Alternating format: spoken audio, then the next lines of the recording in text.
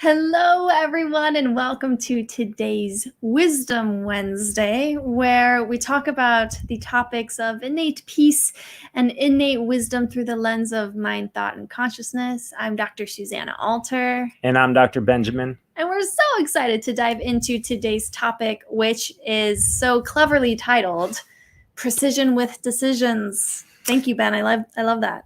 Yeah, so we've been on a little bit of a vacation from the podcast. We're streaming from Upper Peninsula of Michigan, and I thought that it was kind of interesting. I literally about 10 minutes ago, I said, so, Dr. Susanna, what are we going to be talking about in today's Wisdom Wednesday live stream? And she said, how about making decisions? And then I said, okay, sounds good. And then I went down to title the episode, and I said, Precision with Decisions. And I was like, whoa, who came up with that one?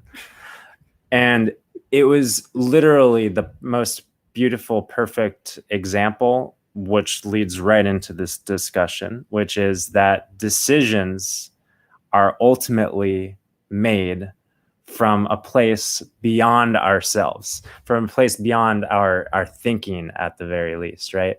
And oh, really? Thinking? Really? Yeah. No, I know. I'm just playing devil's advocate. Because I tell you what, and I've done it before, and I like to think that I do run a little bit of an experiment in my life. And if I were to sit myself down and, oh shoot, like we've got a thing that starts in 5 minutes, I got to come up with some like fancy schmancy thing, title, what are we going to talk about, how is it going to go? Boy, the thinking that is generated creates a direct roadblock to the access that I would otherwise get from innate wisdom, creativity that just flows through, right? And we've all experienced the flow of innate wisdom and creativity. And I mean, it's just so interesting how people say, oh yeah, I got that brilliant idea when I was in the shower and I was just in the moment cleaning my body or when I was going for a walk on the beach, when just sitting by a waterfall. I had this thought, and the moral of the story, right? The essence is that we have access to all of the creative decision-making power that we could ever desire. Yeah. But that, Susanna's throwing me off at my game. Because we're so blurry. So I wanted to... Okay. We're really blurry. Okay, for anyone listening and not watching, you just avoided seeing Susanna try to clear things up. Anyway, so the point being, of course, again, that you already know this, and I'm just flapping my gums trying to, tell you the common sense point that we all have direct access to all the wisdom and creativity that we could ever want or need, but we get in our own way innocently, time and time again. And it's not easy to stay out of the way, but boy, a great way, I guess, that it naturally happens is when you're just present in life. For example, leading up to this, again, there's a great example. We're present, with Susanna's parents just came back from vacation to vacation. They're on vacation from the vacation. They came back from secondary vacation to primary vacation, and we were just hanging out with them. And then it's like, oh yeah, we got to do this. We get to do this. Oh yeah, what are we doing? Okay, flow. Flow. There's no thought created roadblocks that would otherwise get in the way. Right. So the practicality of decision making, I don't know, Susanna, do you have any more kind of practical precision with decision kind of ideas? Well, I actually really want to share an experience I had last week, because we had our vacation week last week, and because I wasn't preoccupied, or I wasn't occupied with all very many work tasks throughout the week. I was more preoccupied with my more thinking. There's lots of thinking happening. This is just what I kind of observed over the last week. And I'll be real honest here that last week I was feeling kind of affected by current events and things that I was reading and things that I was hearing. And I was kind of getting sucked into some rabbit holes of negative thinking and thinking about like, gosh, well, what should we do for our future to plan for a happiest future? Like how can we plan now to ensure that it's like we're gonna be okay, when all the craziness just gets crazier or whatever it is, And I really noticed how uncomfortable I felt in that state of like, oh my gosh, we gotta change something now, gotta do something now, gotta plan something now. And it was really interesting to see how my mind would even go to, kind of extreme, like I really wanted to make a big decision on like, oh, maybe we need to like buy this, like, or move here or do something drastic. It's interesting. I don't know if anyone relates to this, but Not at all. but the feeling was stressful. But at the same time, there was a layer of pressure I was putting on myself to like, I feel like I need to make a decision now. But then I remembered something, and this is kind of the practical piece, that making decisions from that place, from a place of discomfort or fear or agitation or anger or insecurity, generally doesn't serve us that well. It generally doesn't.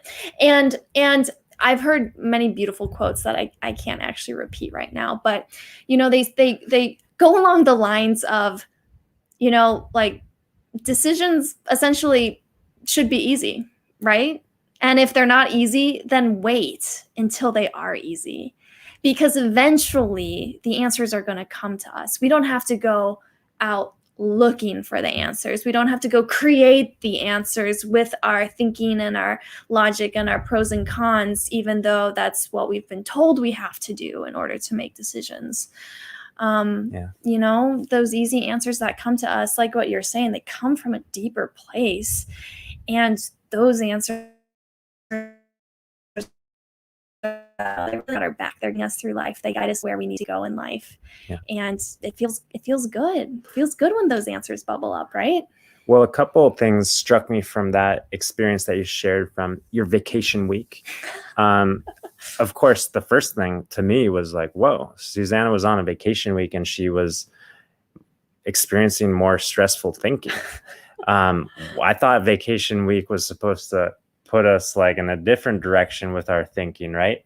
But it goes to show you where stress really comes from. Oh yeah, good point. Stress doesn't come from work. Stress doesn't come from what's happening in the world. Stress doesn't come from current events, because if you have been following the current events for the last decade, you know that last week wasn't any more crazy than this week or the week before. There's just craziness everywhere. If you're looking for craziness, you can find craziness anywhere, any moment of any day.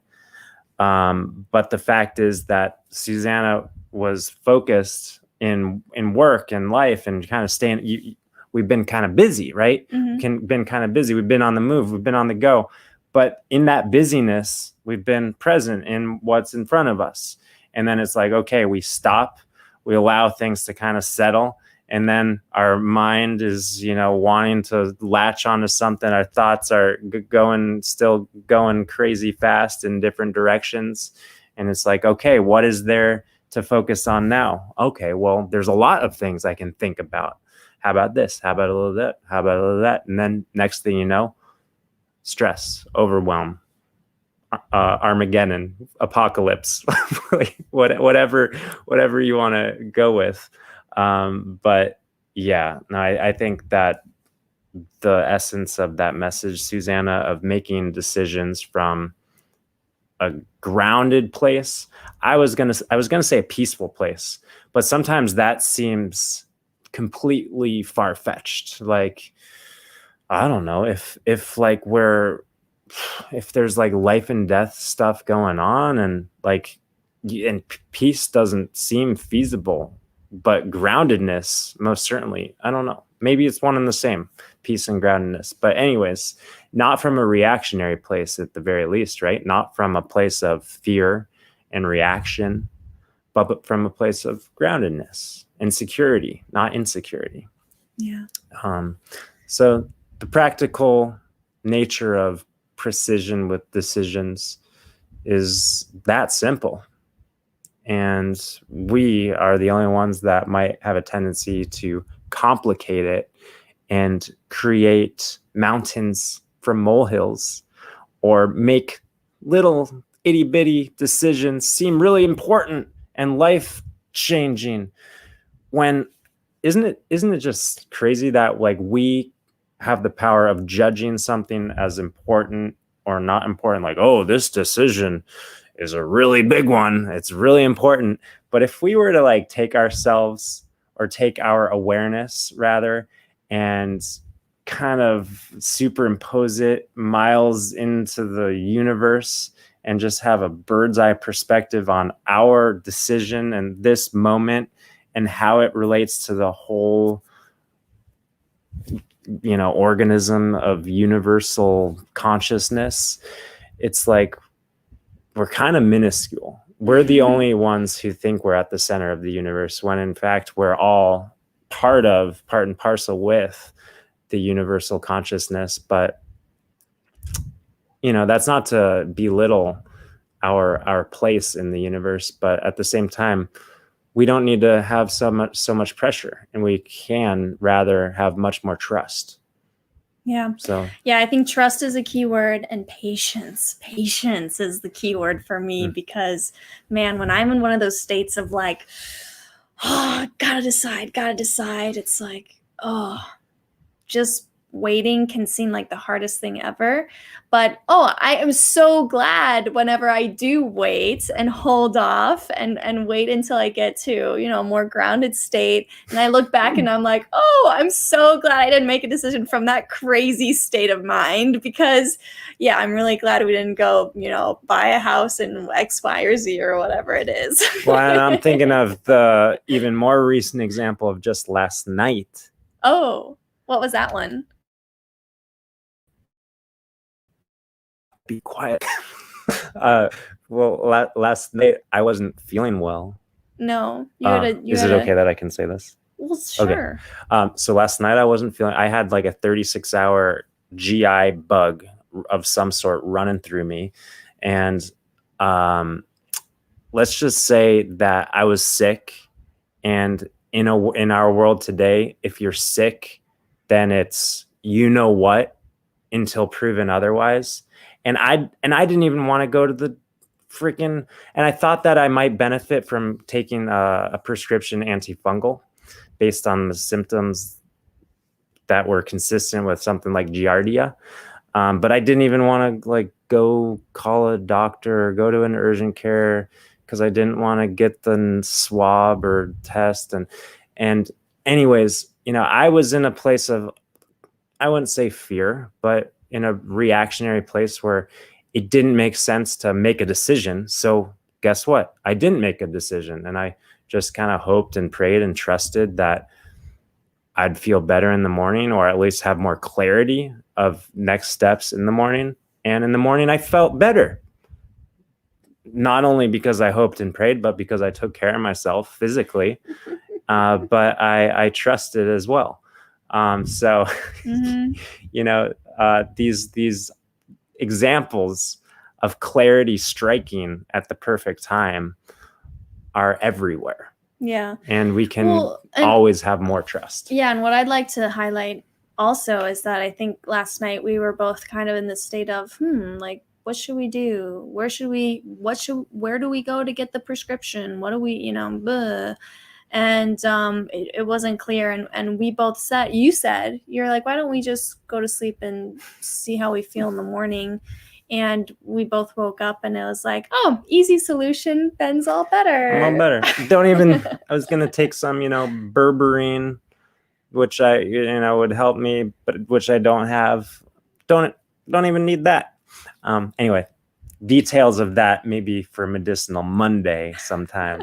But I think that's a wrap for Wisdom Wednesday. Excellent. I guess the last note that we'll end on is just a reminder for anyone curious about extending these conversations in greater depth and community. You can check out the Peace on Earth program through Alter Health at alter.health/peace on earth. It's a sliding scale monthly thing with weekly conversations that we host, and you're all invited to participate. So that's about it for now. We look forward to seeing you guys next time. And until then, peace and love. Bye for now.